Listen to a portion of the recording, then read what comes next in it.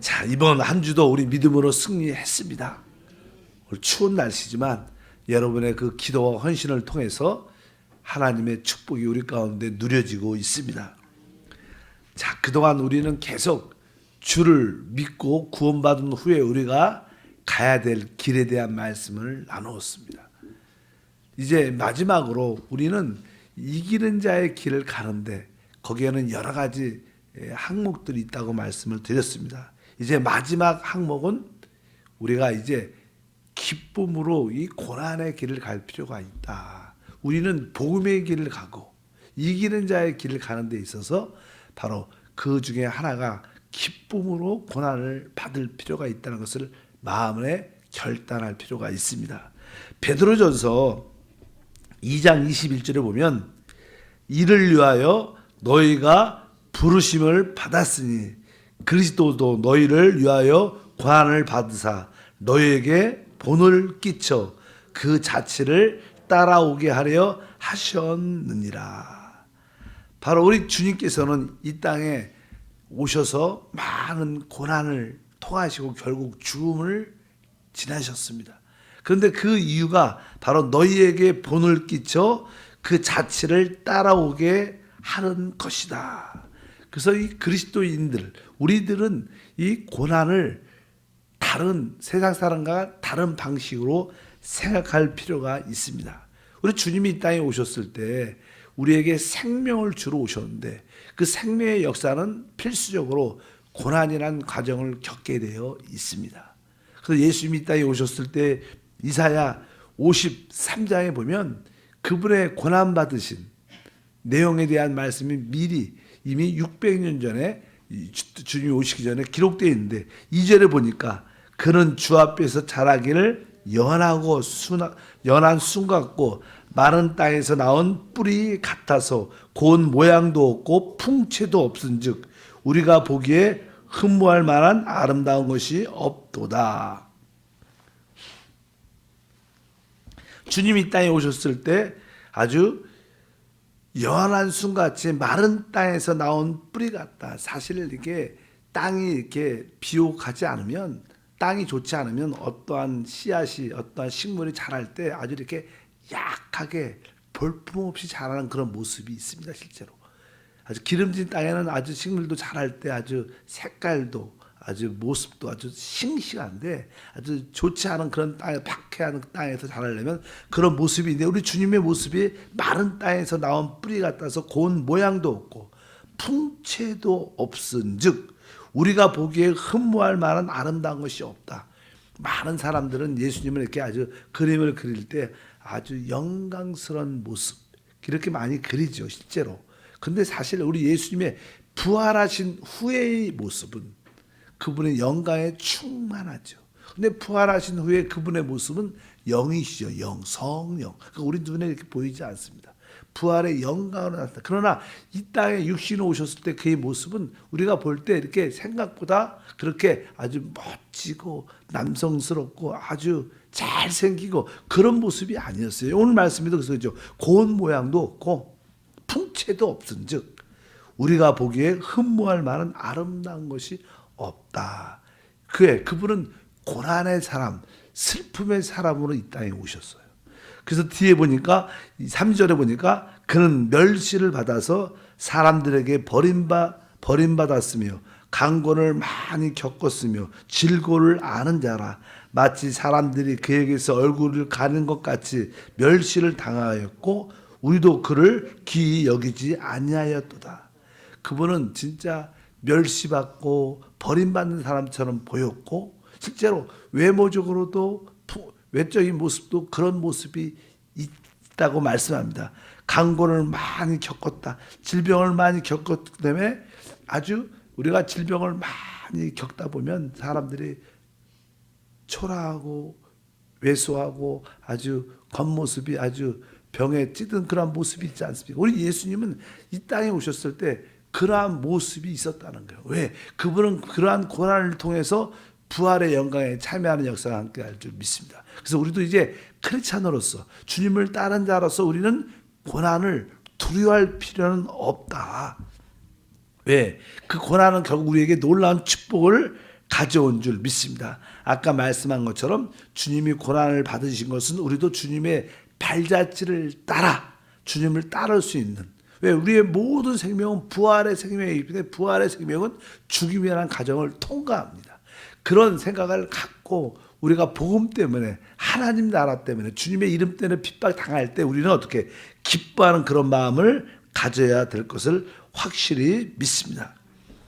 우리가 이것을 또 하나 기억해야 될 것은, 우리가 하나님의 나라에 들어가려면 우리가 은혜로 구원받지만 한편적으로 핍박과 박해가 있다는 것을 알 필요가 있다.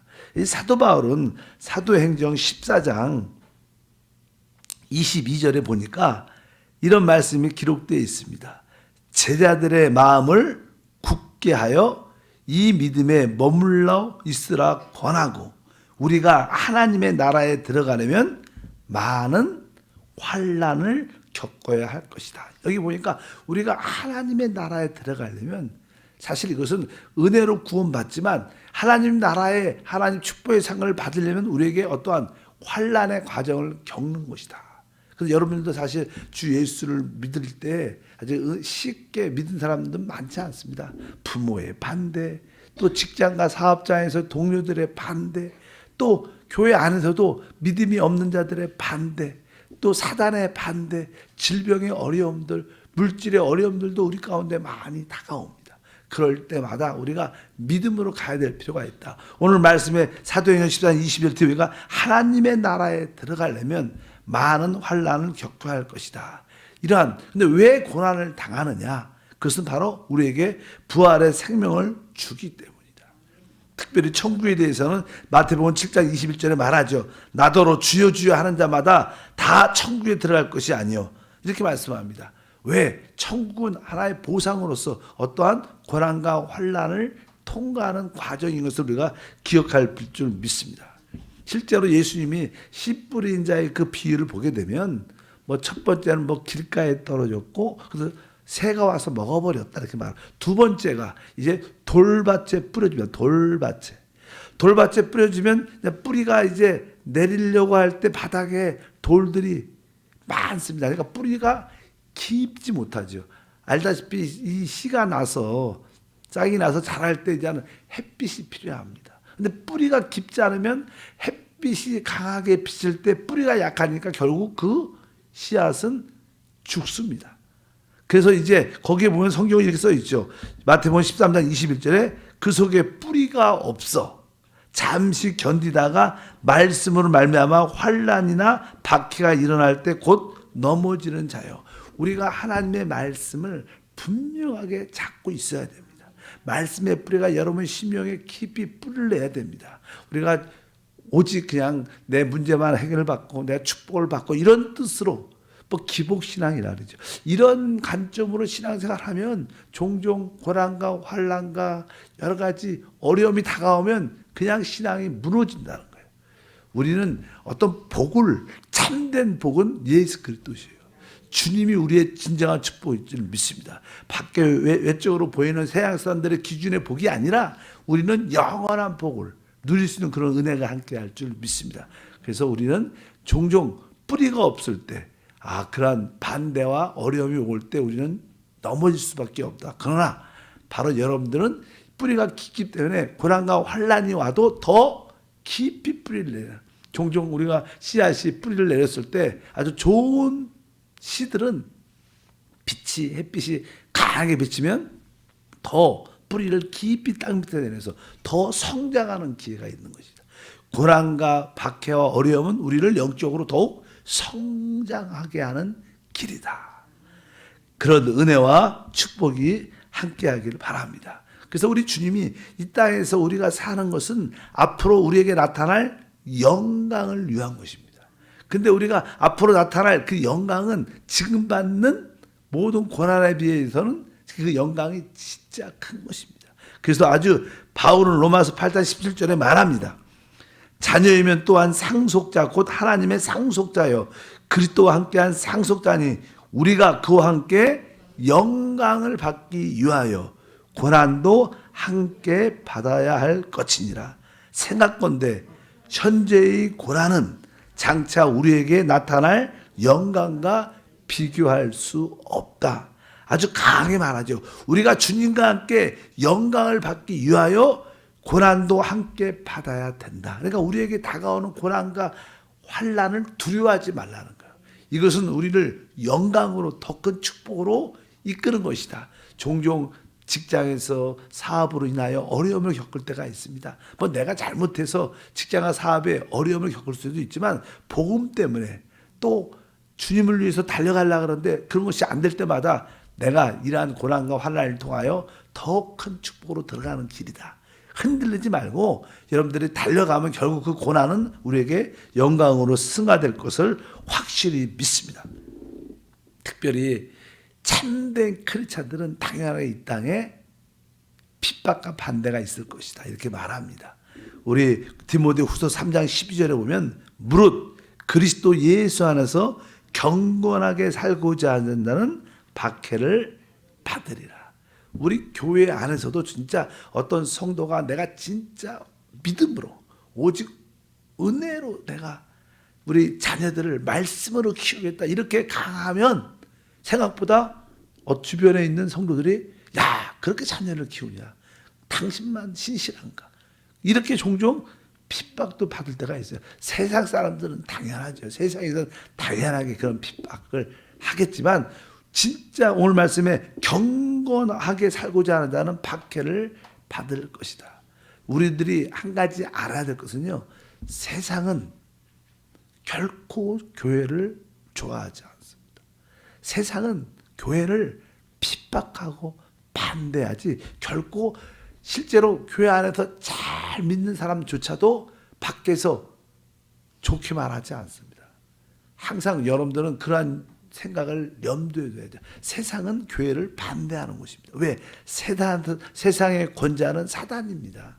사단이 어떻게 교회를 좋아해요? 그래서 세상은 항상 교회에 대해서 뭐 교회 목회자 성도에 대해서 좋은 얘기는 결코 하지 않습니다.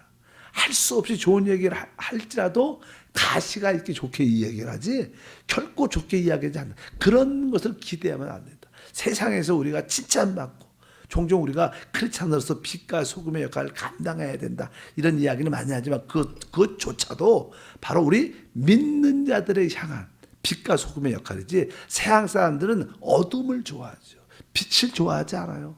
우리가 종종 이렇게 아주 이렇게 어두운데 헝겊이나 뭐 가마 같은 거, 뭐 가마떼기라 그러나 그래서 덮여 있을 때 뭐 시골에 그러잖아요. 이렇게 아주 습도도 있고 아주 어두운데 우연히 이렇게 딱 이렇게 덜쳐가면 거기 벌레들이 많아요. 왜? 그 어둠 안에는요. 어둠의 벌레들이 많습니다. 그럴 때 밖에 있는 빛이 강하게 들으면 그들이 어떻게 놀래갖고 뭐 어떻게 갈지를 몰라가 그런 모습을 우리가 한 번쯤은 살다가 봤을 거예요. 요즘에는 뭐 와락게 모든 게 깨끗하니까 그런 모습이 별로 없겠지만 야 제가 처음에 이건 여담 비슷하지만 처음에 그냥 선교지를 갔어요. 선교지를 갔는데 이제 어떤 집에서 집을 한 달 빌렸죠. 있을 때 곳이 없으니까. 그래서 이제 조그만 방을 하나 빌려갖고 거기서 이제 있는데 그 집에 있기 어려워서 지금 집을 전체를 이렇게 전세를 하려고. 뭐 전세도 월세를 하죠. 월세 거기는. 월세를 하려고 한 달 정도 어떤 집에 있다가 이제 그 집에 한 달 돼서 나왔어요. 그리고 내가 이 집에 한 1년, 2년 동안 있을 어떤 집을 계약을 했는데 근데 이제는 계약을 한데 그 집주인이 집을 비워줘야 되는데 일주일 좀 있다가 비워줄 수밖에 없다. 그래서 같이 살자고 러시아 사람이었는데 같이 살자고 그래서 같이 살게 됐는데 그분이 그냥 자기 거실도 있고 안방도 있는데 거기서 자기 주인이 거기 살고 있는데 우리는 어떤 조금 방에 구석진 방에 들어가서 이제는 창고 비슷한 데 가서 그냥 그 하루를 보낼 수밖에 없는 그런 상황이 됐어요. 근데 거기에 아주 오래된 스프링 침대 같은 게 있어갖고 그리고 거기에 창고 같으니까 좀 어둡죠. 그래서 그날 밤은 그날 잘 수밖에 없었는데 그래서 이렇게 불도 이렇게 전구도 나가고 잘 안 들어옵니다. 일단은 이렇게 스프링처럼 삐그덕삐그덕하는 그 침대에 올라가고 자는데 우리 집사람도 옆에 누워서 같이 자는데 기분이 조금 이상해요. 그래서 불을 살짝 이렇게 좀 그래서 눈도 밝아져. 밑에 양 창고니까 벌레 같은 게 얼마나 기어다니는지. 잠이 올라 잠이 바짝 깨는 거예요. 얼마나 바닥이 막 그러면서 그냥 침대 같은 스프레이 침대가 막 그런 데는 올라온다는 그런 느낌들이 얼마나 벌레들이 그 습도가 있고 어두우니까 오랫동안 참고하지 비워놨으니까 저는 자면서 우리 집사람은 나는 피곤하니까 잠이 들었는데 우리 집사람 보면 기절할 것 같아. 그냥 우리 집사람을 이불로 꽉 덮고 보지 말라고. 그래서 밤새도록 자는데 그 벌레들이 올라오는 소리가 다 들려 잠이 안 오는 그런 그러니까 나는 것이 아니라 이 벌레들은 어둠의 일들 세상 사람들은요 절대로 빛을 좋아하잖아요. 그리고 교회는 뭐예요? 하나님의 빛인 줄 믿습니다. 그래서 세상은 결코 교회를 기뻐하지 않습니다. 좋은 얘기하지 않습니다. 그러니까 여러분들 세상 사람들 인정받으려는 그런 마음은 많이 갖지 마시고 설사 인정받으면 감사하죠. 핍박받으면 그것을 당연한 것으로 여길 필요가 있다. 그래서 특별히 오늘 말씀에 의를 위하여 박해를 받는 자는 진짜로 복이 있다. 천국이 그들의 것입니다. 말씀하는 줄 믿습니다. 특별히 우리 전도자로서 우리 사역자들에 대해 말씀이 이래서죠. 디모데후서 4장 5절에 그러나 너는 모든 일에 신중하여 고난을 받으라. 전도자의 일을 하며 내 직무를 지키라. 이렇게 말씀합니다. 그래서 항상 우리 크리스찬들이 가는 길 중에 하나는 뭐예요? 이 고난의 길이구나. 우리가 뭘 이렇게 가난, 특별히 질병 이런 것만 고난이 아니라 복음 때문에 당하는 내가 하나님을 믿기 때문에 하나님을 사랑하기 때문에 받는 고난이 당연하게 온다는 것을 마음의 준비를 갖고 여러분들이 믿음으로 달려가면 거기에는 큰 상급과 축복이 우리 가운데 함께할 줄 믿습니다. 종종 우리가 부당하게 고난을 받을 때도 있지만 그것을 기뻐하면 우리에게 하나님의 영광이 나타날 수 있습니다. 그래서 베드로전서 2장 19절도 부당하게 고난을 받아도 하나님을 생각함으로 슬픔을 참으면 이는 아름다운 것이다. 우리가 살면서도 종종 부당하게 억울하게 고난을 당할 때도 있죠. 그럴 때마다 우리 주님도 진짜 부당하게 억울하게 그러나 우리를 구원하고 우리에게 생명을 주시려고 그분도 그 길을 갔구나. 그래서 십자가의 고난을 늘 생각하면서 그러면 진짜 이것이 결국 우리에게 유익과 축복이 될 것을 믿습니다. 그래서 종종 여러분들은 내가 복음을 위하여 내가 고난의 길을 선택하겠다.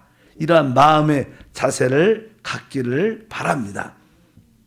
그럴 때 하나님은 우리를 통하여 더 큰 영광을 받으시고 결국 우리는 바로 주님과 함께 더 영광의 자리에 참여하는 축복이 함께할 걸 믿습니다.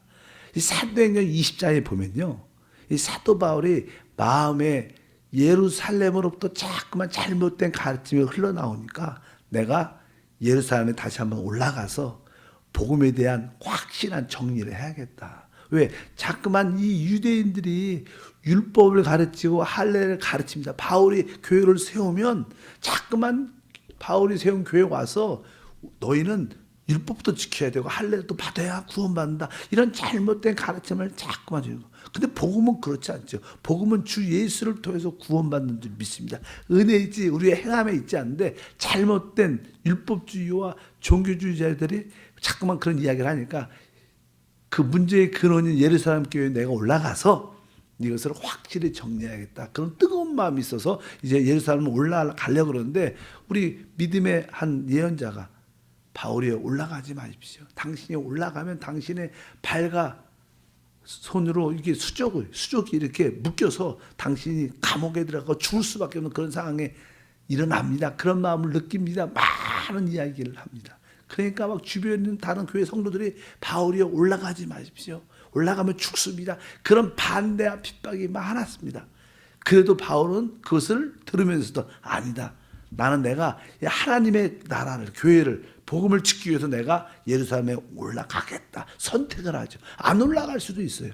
근데 스스로 그 길을 선택해서 이 고난의 길을 올라가서 결국 나중에 그 예언대로 결국 결박당하고 나중에 로마로 끌려가는 그런 모습이 쭉 나타나는데 바울은 복음을 위하여 스스로 기쁨으로 그것을 선택했어요. 종종 우리는 고난을 선택할 필요도 있다는 것을 아셔야 됩니다. 그럴 때 여러분에게 큰 축복과 은혜가 함께할 줄 믿습니다. 우리가 이 믿음의 길, 은혜의 길을 가고 성령의 길을 가고 생명의 길을 가고 이기는 자의 길을 가야 될 줄 믿습니다. 그러기 위해서는 우리는 사랑의 길도 가고 무엇보다도 우리에게 고난이 다가와도 기뻐하는 마음을 갖기를 바랍니다. 사실 어떻게 보면 육신적으로도 보면 이 새벽에 나오는 것도 어떻게 보면 좀 이렇게 고난의 길이지만 이 고난의 길은 우리에게 영광의 길로 결과적으로 나타날 것을 믿습니다. 하나님 감사합니다. 다시 한번 구원받은 후에 우리가 주님을 따라가는 길에 대해서 말씀을 그동안 나눴습니다.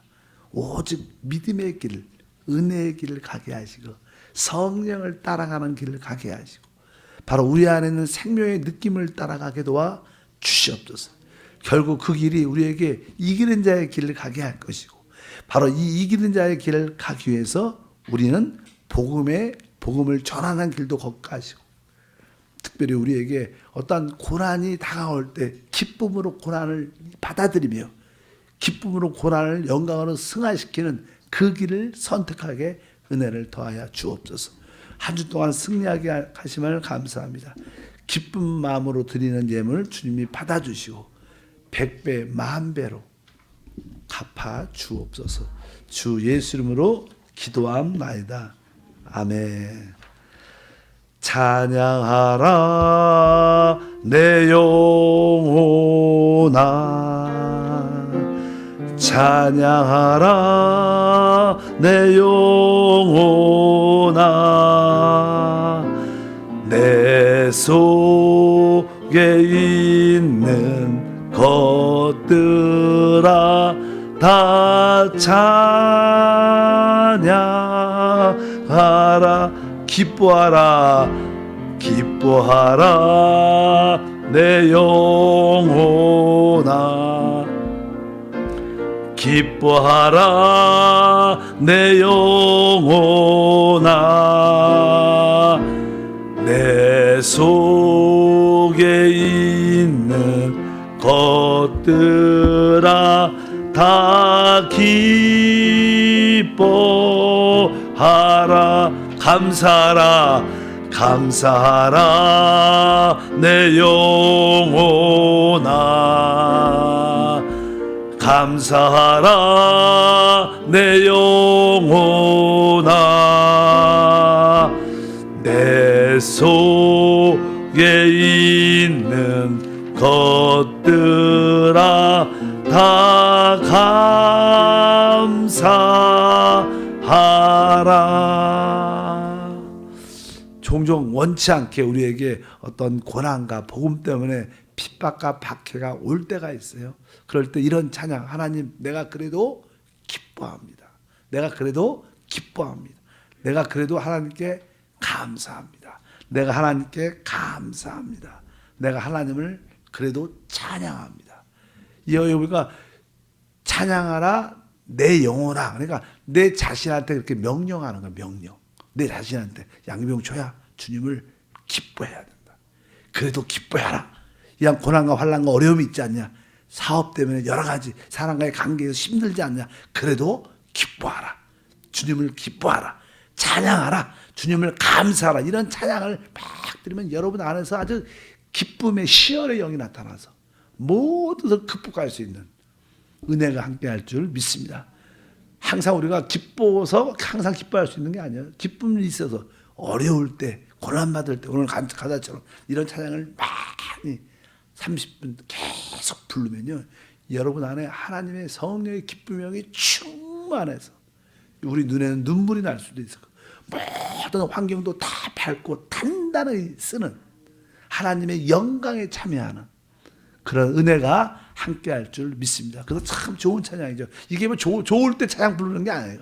내가 고난과 박해와 어려움이 있을 때 그래도 하나님을 찬양하라 내 영혼아, 그래도 하나님께 감사하라 내 영혼아, 그래도 하나님께 기뻐하라 내 이름을 불러가면서 정신 차려라, 그래도 기뻐하고 감사해라, 자기 이름을 불러가면서 그런 마음으로 찬양을 하시길 바랍니다. 양병초야 그래도 주님을 기뻐해야 된다.